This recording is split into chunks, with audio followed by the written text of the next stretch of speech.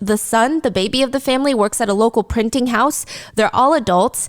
The kids are in their 20s at this point. It's a very normal family until the police talk to the neighbors. They are not normal. What do you mean by that? Neighbors have been reporting hearing very strange noises coming from inside the house all night long. This loud, sometimes it's like a banging noise.